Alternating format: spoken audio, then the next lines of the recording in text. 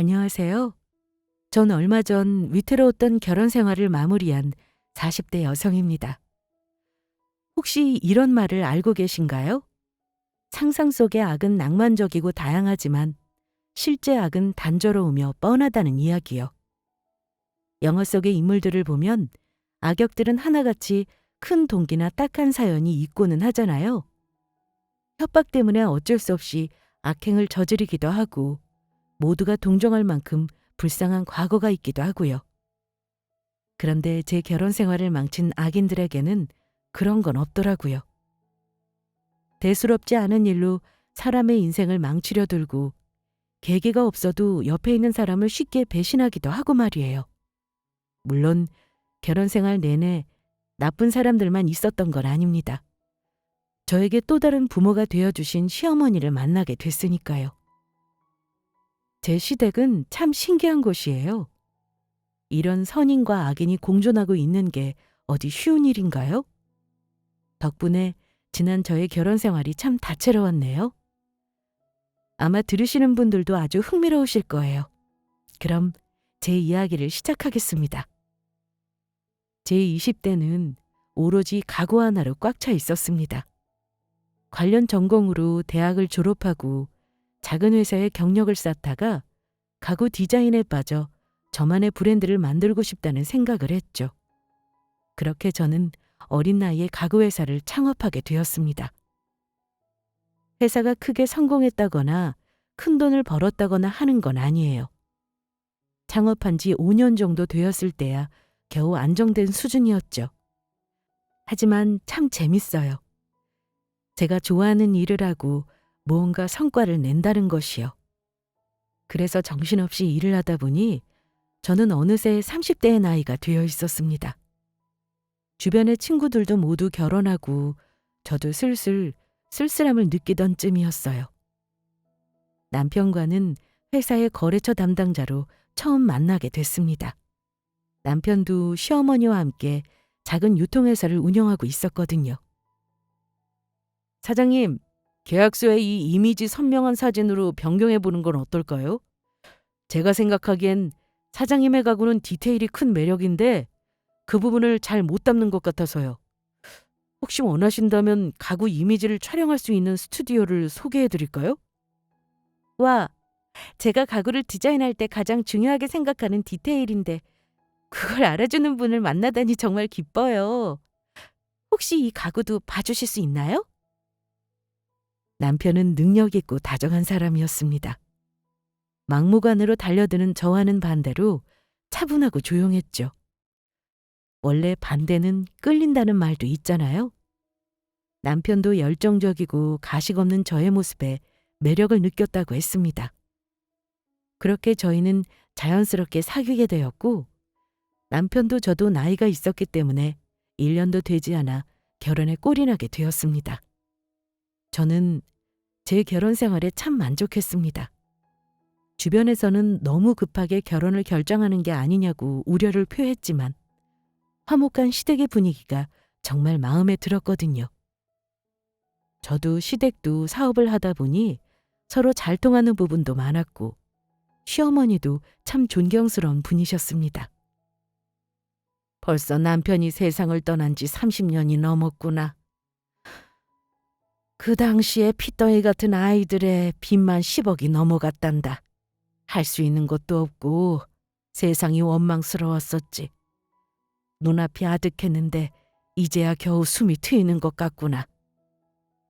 시아버지가 일찍 돌아가시고 혼자 힘으로 사업을 일구면서 자식들을 바르게 키우는데 얼마나 많은 고생이 있었을지 헤아리기도 어려웠죠. 제가 시어머니를 존경했듯 어머니도 저를 존중하고 예쁘게 봐주셨습니다. 존경스러운 시부모님, 다정한 남편, 화목한 시댁. 흠잡을 것 없는 결혼 생활이었습니다. 그렇게 만족스러운 생활은 꽤 오래 이어졌습니다. 화목했던 시댁의 분위기가 조금씩 균열을 보인 건 절연했다던 시누이가 나타나고부터였습니다.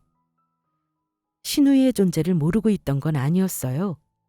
큰 잘못을 저질러서 가족들과 연을 끊고 산다는 정도는 알고 있었습니다. 요즘 세상이 워낙 다채로우니 저렴한 가족 한둘쯤은 있잖아요. 결혼식에도 오지 않길래 정말 연이 끊어졌나 보다 하고 대수롭지 않게 생각했죠.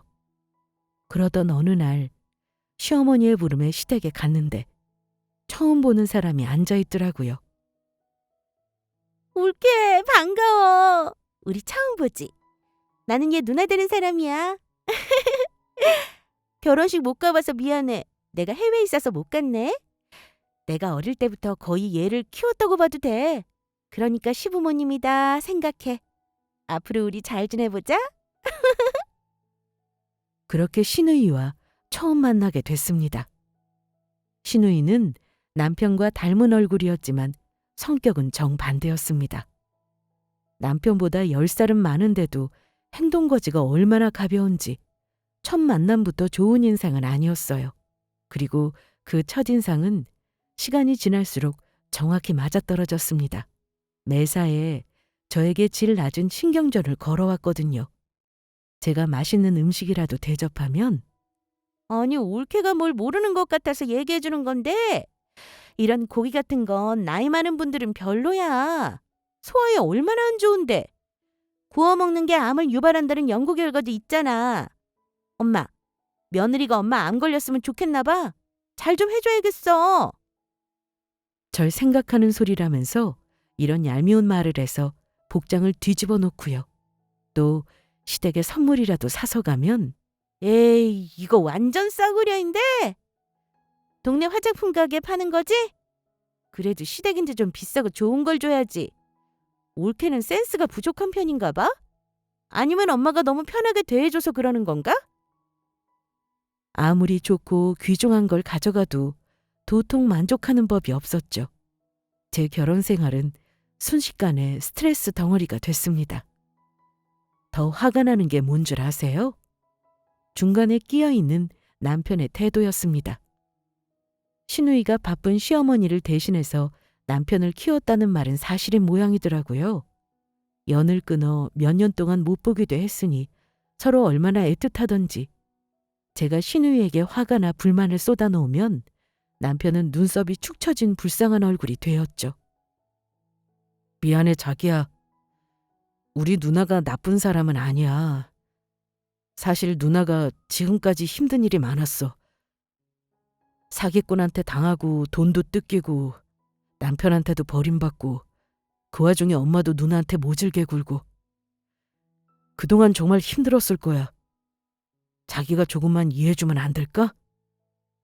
제가 추궁하자 남편은 지금껏 시누이에게 일어난 일에 대해 말해주었는데요. 그 사연도 참 시누이다웠습니다. 시누이가 바람을 피워 남편에게 이혼당했다는 거였죠. 양육권도 뺏기고 거액의 위자료도 감당해야 하는 바람에 분노한 시어머니가 빚을 갚아주는 대신 연을 끊어버렸다는 이야기도요. 남편은 상간남이 처음부터 누나를 괴롭히려는 사기꾼이었다고 분통 터져 했지만 저는 글쎄요. 아무리 이야기를 들어도 처음부터 바람을 피운 시누이 잘못이라는 생각밖에 안 들더라고요. 시누이도 그렇게 생각하셨으니 연을 끊기까지 했겠죠. 어찌됐든 시누이를 다시 받아들인 건 시어머니의 선택이니 제가 할 수 있는 건 별로 없었습니다. 최대한 시누이와 엮이는 일을 줄이는 수밖에요. 다행히 시어머니가 중간에서 잘 중재해 주셔서 1년에 마주치는 일은 몇 번 없었습니다. 올케, 이 나물 너무 짜다. 우리 엄마 너 그만 좀 못해? 네가 언제부터 날 그렇게 생각했다고? 왜 자꾸 말도 안 되는 말로 괴롭히는 거야? 어? 네 동생도 너처럼 이혼시키고 싶어서? 아, 아니 엄마, 그게 아니라 지금부터 입 닫고 밥이나 먹어. 알겠어? 시누이가 시비를 걸 때마다 시어머니가 나서서 야단치시는데 얼마나 속이 시원하던지요. 우유부단한 남편 대신 시어머니가 더 든든할 지경이었다니까요. 그렇게 철없는 시누이를 제외하고는 여전히 평범한 결혼 생활이 지속되던 어느 날이었습니다. 지난 10년간 평범했던 저의 회사가 업계의 호황을 맞아 크게 성장하는 시기가 찾아왔습니다. 저는 눈코 뜰 새 없이 바빠졌죠. 남편도 회사에 합류해서 일을 도왔지만 정말 바빴어요. 일주일에 집에 들어가는 날이 3번은 됐을까요? 몸은 힘들었지만 부부가 함께하며 참 뿌듯했습니다. 성취감이 엄청났거든요. 그리고 한 2, 3년쯤 지나자 회사는 몰라보게 성장해 있었습니다. 새롭게 건물 하나를 올릴 수 있을 정도로요. 어느 정도 바쁜 시기가 지나고 그동안 고생한 것을 치하할 겸 시댁 식구들과 함께 식사를 하기로 한 자리였습니다. 네가 무슨 사업이야? 사업이 애들 장난인 것 같아? 만약 하고 싶은 게 있으면 내 밑으로 들어와서 아래에서부터 차근차근 배워라. 너 아직도 늦지 않았어. 한 10년 열심히 하면 보는 눈도 키울 수 있고 사업을 할 자본도 모을 수 있을 거다. 엄마, 언제까지 남의 물건 팔아주면서 돈 벌 거야? 엄마처럼 그렇게 꽉 막혀 있으니까 우리가 이렇게 제자리 걸음인 거야. 옳게 보고 느끼는 거 없어? 너 옛날부터 센스 하나는 타고났던 거 알지? 내가 돈 많이 벌어서 호강시켜 줄 테니까 사업 자금 조금만 도와줘. 기분 좋은 자리였지만 저는 지끈거리는 머리를 붙잡을 수밖에 없었습니다. 오랜만에 만난 시누이가 여전히 철이 없었거든요. 제가 새롭게 건물을 올렸다는 소식을 듣고 시누이가 크게 질투했다는 이야기를 듣기는 했습니다. 하지만 사업을 시작하겠다고 나선 건 제 예상을 한참을 벗어난 일이었죠. 시어머니도 당황하신 것 같았습니다. 그도 그럴 게 시누이는 대학 졸업 후 곧바로 결혼해 별다른 경력이 없는 상태였습니다. 시어머니가 몇 번이나 회사에 들어와 일을 배우라고 할 때는 시큰둥하더니 갑자기 사업이라니요. 심지어 시누이가 차리겠다는 회사는 저와 같은 가구 회사였습니다. 저는 굉장히 불쾌했습니다. 제가 하는 일이 얼마나 만만해 보였으면 이럴까 싶었죠. 심지어 시누이는 새로 지은 제 건물에서 사업을 하고 싶다고 하더라고요. 저는 당연히 거절했습니다. 시누이가 사업을 하겠다면 말릴 수야 없지만 직접 경험하면서 뼈저리게 느껴봐야 한다고 생각했으니까요. 그리고 그 제안을 거절한 걸 계기로 시누이와의 관계는 완전히 틀어졌습니다. 솔직한 마음으로 차라리 다행이라고 생각했죠. 제 인생이 도움이 되는 사람이 아니었으니 보지 않고 산다면 저는 좋았으니까요. 문제라면 남편의 태도였습니다. 당신 누나한테 너무한 거 아니야?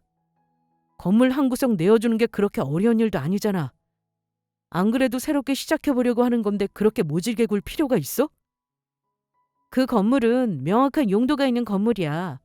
한 구석이라도 그렇게 갑자기 내놓으라면 줄 수 있는 게 아니라고. 10년 넘게 회사 생활한 당신이 더 잘 알잖아.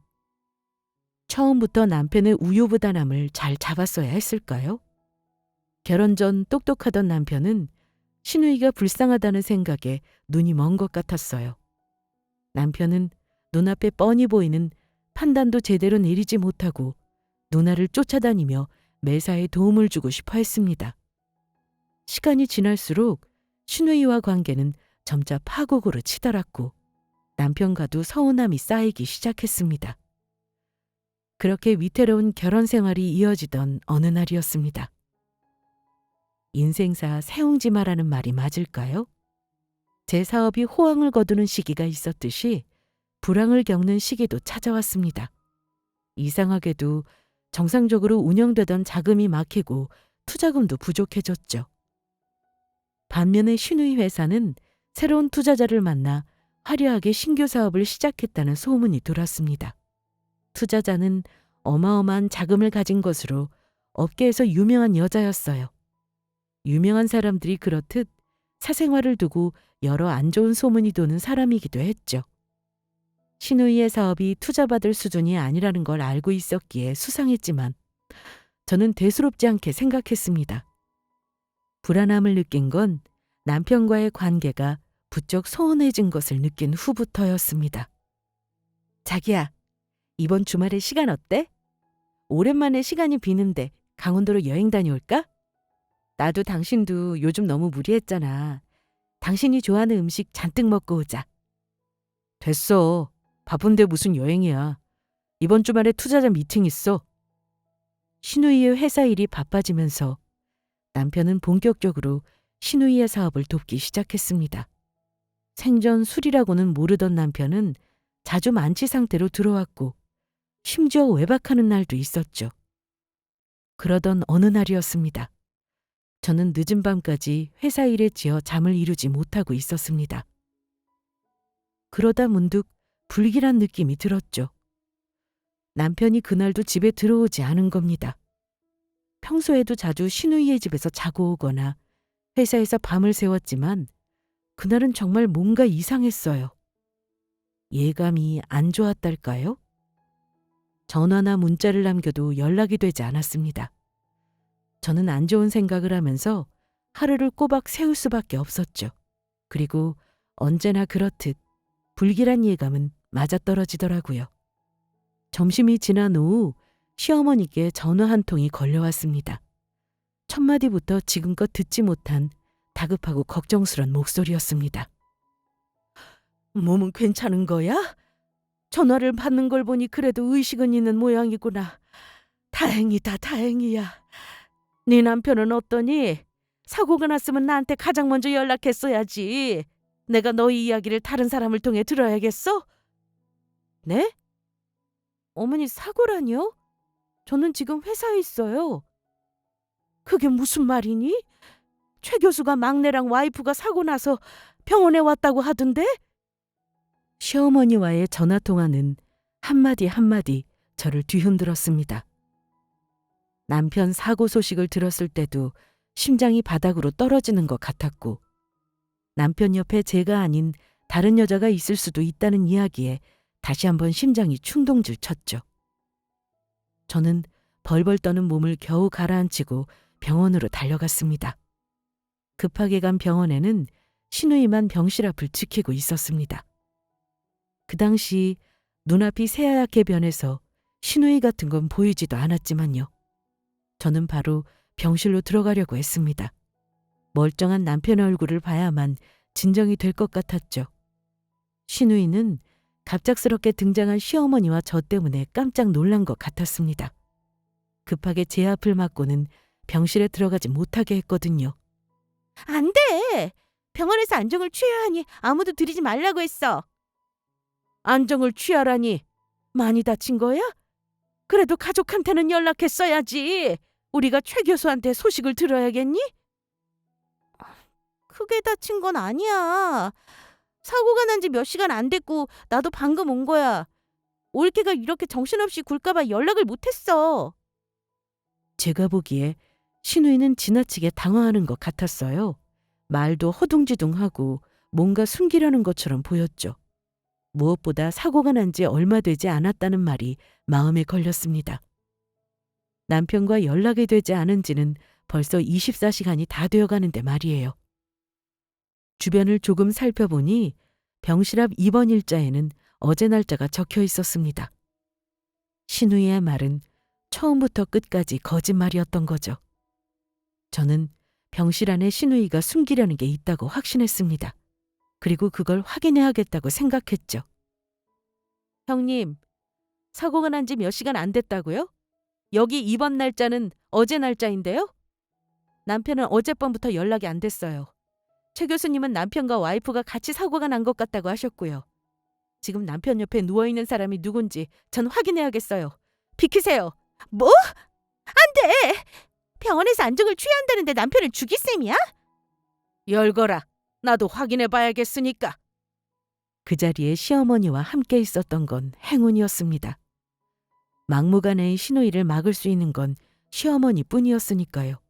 그리고 병실 문이 열리자 저와 시어머니는 멀거니 서 있을 수밖에 없었습니다. 남편이 크게 다쳤었냐고요?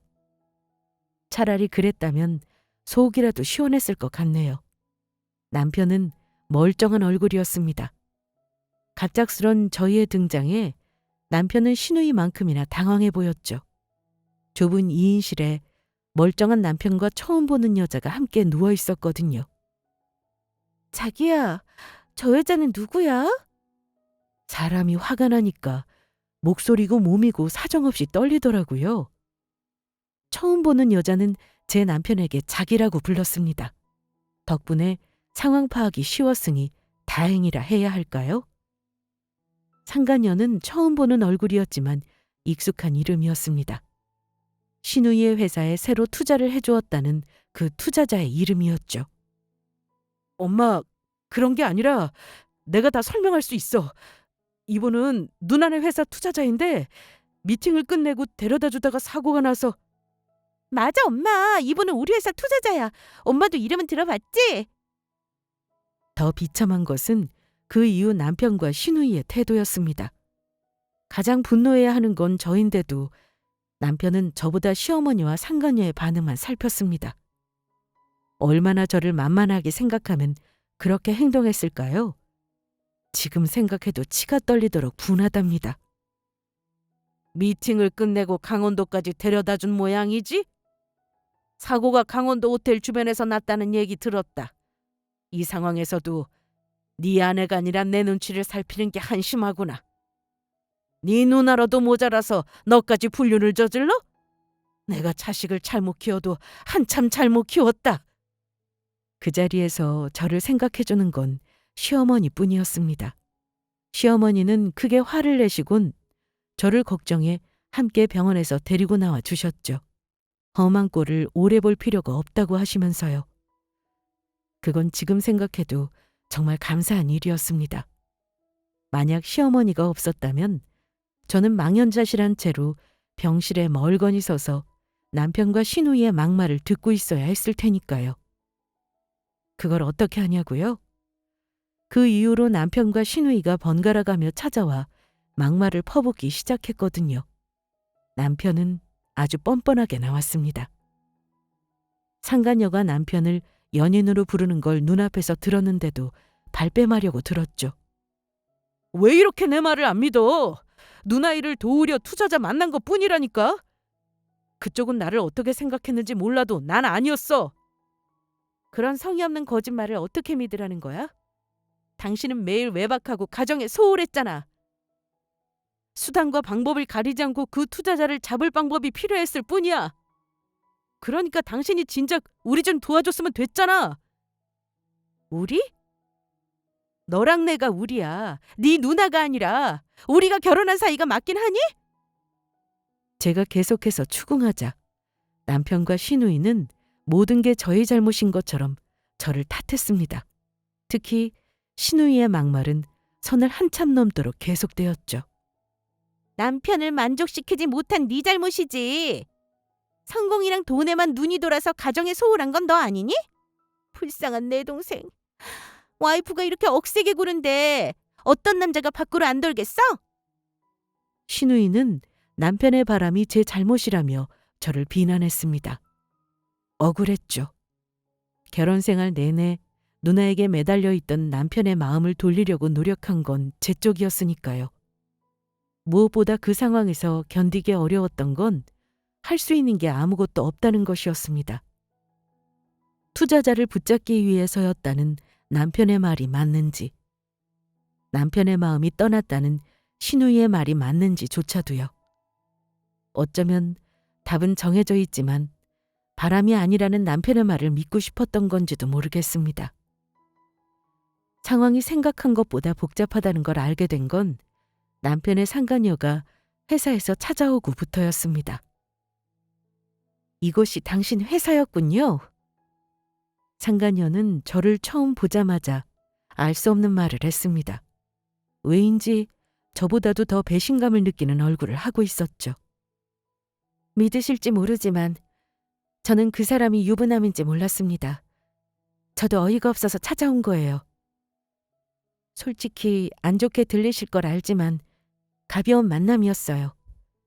그쪽은 간절하게 투자를 원했고 저는 담보를 받고 돈을 빌려드렸을 뿐입니다. 그 사이에 잠깐 즐긴 것도 사실이고요. 변명할 생각은 없었는데 얘기하다 보니 다 변명뿐이네요. 본의 아니게 피해를 드려서 죄송합니다. 이 말은 진심이에요. 상간녀는 소문과는 확연히 다른 사람이었습니다. 외국에서 살아 개방적인 사고 덕에 안 좋은 풍문에 휩싸여 있을 뿐 나쁜 사람인 것 같지는 않았습니다. 그녀는 저에게 재차 사과하고는 제가 알고 싶던 사건의 전말에 대해 알려주었습니다. 그 사람들 조심하세요. 특히 당신 시누이를요. 당신에 대한 원한이 가득한가 보던데 알고 있나요? 최근에 회사 사정이 많이 안 좋아졌죠? 상간녀가 들려주는 얘기는 충격적이었습니다. 그들이 꾸미고 있는 건 투자금과 바람. 그 정도 수준이 아니었거든요. 투자처 사장이 당신 회사의 자금줄을 막아달라고 부탁했어요. 경쟁사를 견제하나 보다 했는데 이제야 퍼즐이 많네요. 게다가 그 자식을 소개해 준 것도 당신 시누이예요. 저는 애인을 찾고 있었는데 떡하니 유부남을 소개해 주다니 이상하지 않아요?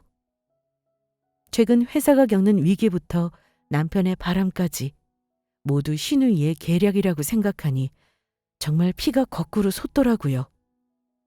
아직도 그때를 생각하면 속에서 열불이 나는 느낌입니다.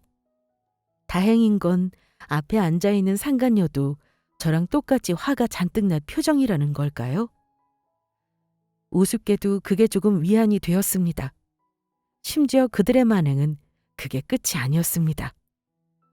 제가 찾아온 건 이것 때문이에요.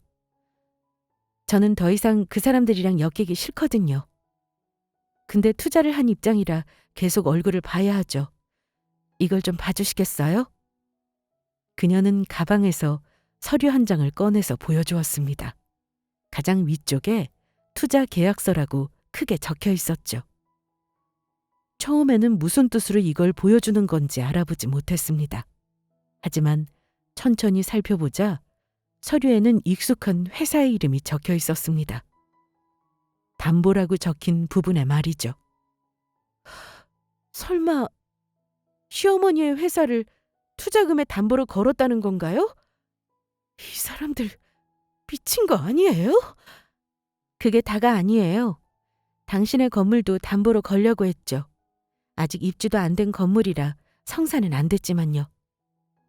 제 건물을 그 사람들이 어떻게 담보로 걸어요? 그 자식이 건물 문서를 가지고 있던데요. 알고 계신 게 없나요? 그때 번뜩 떠오르는 게 있었습니다. 건물을 막 계약하고 바쁠 시기에 남편이 제 회사의 일을 도왔던 것을요. 남편은 그때 얻은 건물 문서로 시누이 회사의 투자금을 마련하려고 시도했던 것 같습니다. 그리고 그게 마땅치 않자 시어머니의 회사를 담보로 걸기까지 했죠. 결혼 전 똑똑했던 남편이 벌인 일이라고는 믿을 수 없을 만큼 무모하고 멍청한 행동이었습니다. 조심하세요. 조금만 시간이 지나고 건물이 완공되면 그 자식이 가진 문서는 담보로 충분해질 테니까. 갑작스럽게 찾아온 그녀는 그렇게 마지막까지 금 같은 조언을 남기고 돌아갔습니다. 그녀가 떠나고 천천히 생각해보자 그제야 모든 상황이 맞춰지는 것 같았죠. 남편이 다 밝혀진 상황에서도 끝까지 바람이 아니라고 잡아떼었던 이유는 아마 시간을 끌기 위해서였을 겁니다. 저와 헤어지더라도 제 건물을 가지고 갈 수 있도록요. 시누이가 남편의 바람이 저의 탓이라며 비난한 이유는 제가 남편의 외도로 스스로 고통받기를 바랐기 때문이고요. 머릿속이 정리가 되자 모든 게 선명해졌습니다. 두 남매의 의도와 앞으로의 계획까지도요. 저는 복수를 다짐했습니다.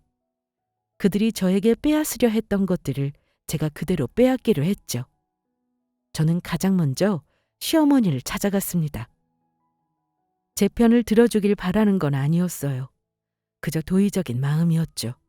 그 쓰레기들이 시어머니의 회사에 어떤 짓을 했는지, 그리고 제가 어떤 일을 벌일지 미리 알려드려야 할 것 같았으니까요. 하지만 시댁에 가자 멀리서부터 소란스런 소리가 들리더라고요. 남편과 시누이, 그리고 시어머니가 싸우는 소리였죠. 아, 엄마! 정말 답답하네, 진짜. 새며느리는 돈도 훨씬 많고 얼마나 사근사근한지 몰라. 엄마도 분명 마음에 들 거라니까. 엄마만 입 다물고 있으면 돼. 걔가 이번에 올린 건물 있지? 그 큰 거. 그것도 다 내 거야. 엄마 이제 호강하는 일만 남았다고. 엄마, 수철이 말이 맞아. 엄마 언제까지 사업하면서 힘들게 살 거야? 이제 쉬면서 남은 여생 편하게 살아야지. 잠자코 있다가 수철이 이혼만 하면 우리 다 팔자 피는 거야. 어? 이 천하의 나쁜 것들. 어떻게 죽은 너희 아빠랑 그렇게 똑같니? 하늘이 무섭지도 않아? 편하게 사는 거 다 필요 없다. 정직하게 사는 게 중요한 거지. 얼른 네 아내한테 가서 용서나 빌어. 이 천하의 망나니 같은 자식 같으니. 시어머니는 얼굴이 빨갛게 달아올라서는 제가 없는 자리에서도 제 편을 들어주고 계셨어요. 돌아보면 신우이가 절 괴롭힐 때도, 병원에서 남편의 외도를 목격했을 때도 저를 생각해 준 건 시어머니셨죠. 저는 복수의 완벽한 타이밍을 기다리고 있었지만 시어머니 앞에서도 막말을 일삼는 쓰레기들을 보자 더 이상 참을 수가 없었습니다. 당장 시댁안으로 쳐들어갔죠. 야, 이 쓰레기 같은 것들아. 너희가 사람이니? 어떻게 낳아준 어머니한테까지 이런 짓을 할 수가 있어? 뭐? 어머니의 회사를 담보로 잡아? 그리고 건물? 내가 너한테 단돈 몇 푼이라도 뺏길 줄 알아? 꿈 깨! 저는 그 사람들의 눈앞에 상간녀에게서 받은 투자 계약서를 뿌렸습니다. 두 남매는 엄청 당황하더라고요. 하지만 서로 눈을 대굴대굴 굴리더니 이내 태연한 태도를 보였습니다. 에이, 완전 망했네. 됐어, 됐어. 그놈의 건물 있어도 그만, 없어도 그만이야. 그 사람은 재벌 출신이야. 회사 담보로 잡은 게 뭐 어때서? 어차피 나랑 결혼하면 다 내 것인데. 네 건물 뺏을 수 있을 때까지만 버티려고 했는데 아쉽게 됐네. 이혼하라면 해도 돼. 우리 결혼하고 네 회사 3배는 컸더라. 재산 분할 많이 받을 수 있겠어? 언제 이혼할까? 어? 저와 이혼해도 부자인 상간녀와 결혼하면 될 거라고 생각하는 것 같았죠. 벌써 이혼 후 재산 분할까지 자세하게도 알아본 상태였습니다. 신우이 역시 악독했습니다. 남편이 바람 피운 건 제 잘못이라더니 남편과 투자자를 이어준 것이 자신임을 순순히 털어놓았죠. 기분이 좀 어때, 올케? 전 남편이 내가 바람 피웠을 때 엄청 힘들어하더라고. 지금이라도 다시 돌아와달라고 얼마나 붙잡던지. 올케도 지금이라도 내 동생 바짓가랑이라도 붙잡아봐. 혹시 돌아와 줄 줄 알아? 걔 여자친구 젊고 예쁜데 너 같은 게 보일진 모르겠지만 그러니까 마음씨를 곱게 썼어야지. 같이 잘 살면 좀 좋아? 돈에 미쳐선 가족이고 뭐고 다 버리니까 이런 꼴을 당하는 거야. 앞으로 명심하고 살아. 그 불효자들은 시어머니 앞에서도 할 말 못할 말을 가리지 못하고 마구 쏟아내었습니다. 표정도 희열에 가득한 게 이 순간만을 기다린 것 같더라고요. 그 뻔뻔한 태도에 머리가 뒤집어질 만큼 화가 난 게 사실이지만 더 신경 쓰이는 게 있었죠. 숨겨진 사실이 드러날수록 점점 얼굴이 새하얗게 질려가는 시어머니 말입니다. 지금껏 어머니가 저를 도와주셨듯 이제 제가 어머니를 지켜드려야 할 차례였어요. 당장에 머리채라도 잡고 싶었지만 더 험한 꼴을 보이지 않도록 저는 필사의 힘으로 화를 참아냈습니다. 그리고 두 사람을 별말 없이 시댁에서 쫓아냈죠. 두 남매가 돌아가자 시어머니는 바닥에 털썩 주저앉으셨습니다. 어머니, 괜찮으세요? 이게 다 무슨 일인지 모르겠구나. 나한테까지도 저렇게 뻔뻔하게 구는데 너는 그동안 얼마나 마음고생이 많았니?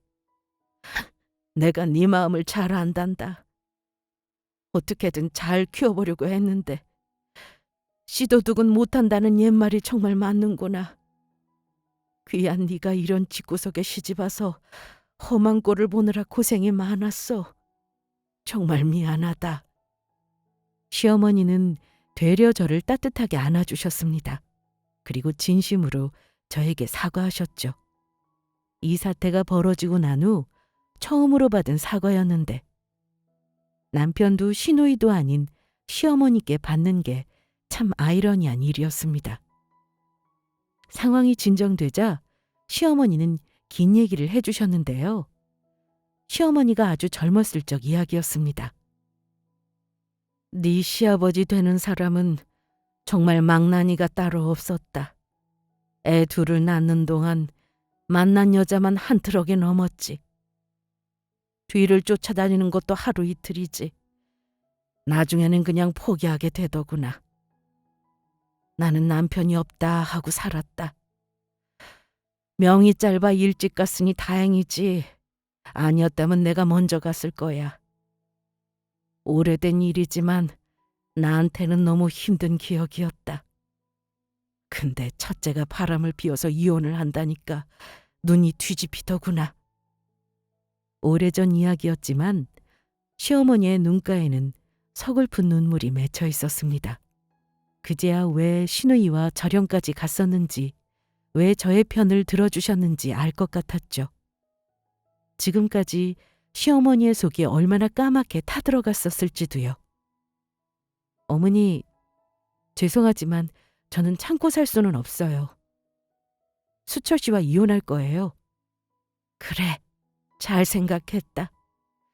그때 이혼하지 않은 걸 나도 아직 후회하고 있으니까. 너는 능력도 있으니 그런 못난 놈은 버리고 자유롭게 살아라. 시어머니의 말씀은 젊을 적 자신에게 해주는 말처럼 속 시원하게 들렸습니다. 그제야 저는 한 손에 쥐고 있던 투자 서류를 시어머니께 보여드릴 수 있었죠. 이혼하는 건 물론이고 저는 그 사람들에게 제대로 복수할 거예요. 이걸 보세요, 어머니. 이게 무슨 말이니? 수철이랑 소연이가 우리 회사를 담보로 걸었다고? 죄송합니다. 이렇게 알려드리고 싶지는 않았는데. 두 사람이 투자금을 벌자고 일을 벌인 것 같아요. 저도 방금 알고 오는 길이에요.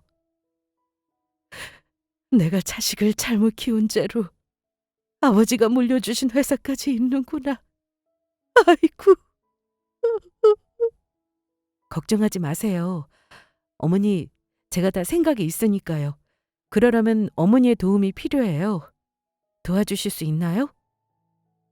시어머니는 침잠한 표정으로 앞으로의 상황에 협조하겠다며 약조해 주셨습니다.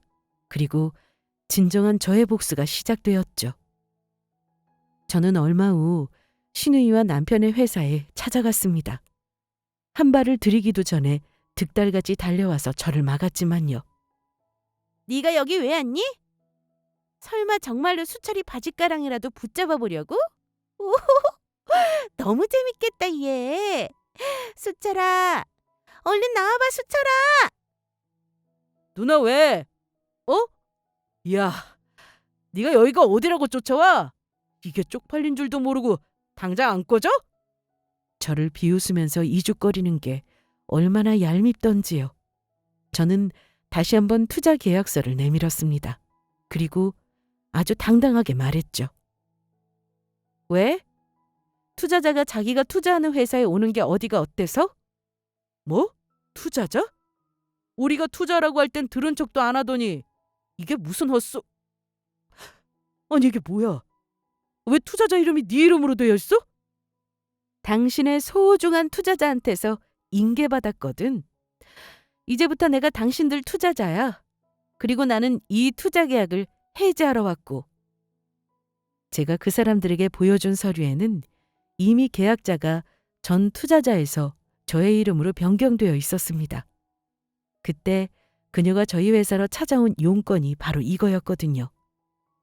남편과 시누이는 대번의 얼굴이 새하얗게 변해서는 불이 나게 전화를 걸었죠. 아이씨, 왜 전화를 안 받아? 미치겠네 진짜. 뭐야, 안 받아? 빨리 다시 전화해봐. 메신저도 다 지워졌는데? 하지만 해외로 떠날 거라던 그녀가 전화를 받을 리가 없었죠. 시간이 지나도 연락이 되지 않자 그 쓰레기들은 꽤 초조해 하더라고요. 잘 알지도 못하는 법 이야기를 꺼낼 만큼요. 아니, 우리 동의 없이 투자자가 막 변경해도 되는 거야? 불법 아니냐고! 내가 돈 주고 투자 증서를 산 건데 무슨 문제가 있겠어? 게다가 이 투자 계약 바로 해지할 거거든. 투자 조건이 변경되면 곧바로 상환해야 한다는 문구 보이지? 뭐? 투자 조건이 변경돼? 어머니 회사가 담보가 될 수 있었던 건 당신이 공동대표였기 때문에 가능했던 거잖아? 근데 지금은 아니니까 당연히 해지해야지. 특별히 한 달 줄게. 투자금 5억. 상환하지 않으면 이 회사는 문을 닫게 될 거야. 난 공동대표가 맞는데 좀 알아듣게 말을 해봐. 내가 왜? 잘 모르겠으면 변호사라도 찾아가 보든지. 한 달 동안 알아보려면 부지런해야겠어? 남편은 이미 시어머니의 회사에서 퇴사 처리가 되어 있었는데 그것도 모르는 모양이더라고요. 자세히 알려줄까 하다가 좋아하는 법 공부 좀 더 하라고 내버려 두었습니다. 그들은 여기저기 부산스럽게 다니면서 상황을 타개할 방법을 찾았지만 그런 건 없었습니다. 처음부터 이 투자 계약 자체가 투자자의 호의를 바탕으로 작성된 조악한 것이었으니까요. 자세히 알아볼수록 무지로 벌어진 위법 사항까지 우르르 잡혀 나오면서 더 상황이 꼬여버린 것 같았습니다. 그들이 정신없게 지내는 사이 저는 남편과의 이혼 준비와 재산 분할을 확실히 준비했습니다. 원하는 대로 떡하니 건물을 쥐어줄 수는 없잖아요. 아니, 이게 말이 돼? 결혼 생활 동안 재산이 몇 배나 늘었는데 한 푼도 못 받는 게 말이 되냐고! 분명 조금이라도 내가 받을 수 있는 몫이 있을 거라고 했는데? 바람 피워서 이혼하는 주제에 꿈도 크다. 그리고 내 회사에 네가 기여한 부분이 없는데 어떻게 재산 분할이 되겠어? 항소하려면 해. 그만한 변호사 비용이 있는지 모르겠지만 네가 가진 건물 문서도 사본이더라? 이제 혈육도 없으니까 고소하기 전에 얼른 폐기해, 사기꾼 자식아. 다행히 신우이의 전 투자자가 외도의 증거를 넘겨주고 가서 일이 쉬웠습니다. 남편은 외도로 인한 유책 배우자가 되어 재산 분할은커녕 큰 위자료를 저에게 물어줘야 할 상황이 되었죠. 남편은 시어머니의 회사에서도 쫓겨나고 큰 빚을 진 채 낙동강 오리알 신세가 되었습니다. 투자금을 회수하자 신우이의 회사도 위태로워졌습니다. 처음부터 신우이의 회사를 망하게 하는 정도는 이혼보다도 쉬운 일이었거든요. 신우이는 저에게 빼앗긴 투자금을 다시 모아보려고 야심차게 투자 설명회까지 열어보려고 했습니다. 저희 회사는 가구 브랜드 회사인데요. 친환경 재료를 사용하고 수량도 100개 한정으로. 뭐야 저게? 언제적 디자인을 가져와서 투자 설명회를 여는 거야? 에이씨, 시간 낭비했네. 그러게나 말이에요. 딱 봐도 촌스러운데 저런 걸 누가 저 가격에 산다는 건지. 하지만 애초에 자기 객관화조차 되지 않은 회사에 투자할 사람들은 없었습니다. 스스로 몰락의 길로 걸어가는 꼴이었죠. 거기에 제가 조금 부채질하고 압박을 가하자 신우이는 1년도 되지 않아 잔뜩 빚을 진 채 회사의 문을 닫아야 했습니다. 어머니, 저랑 누나 좀 도와주세요. 빚이 벌써 10억이 넘어간다고요.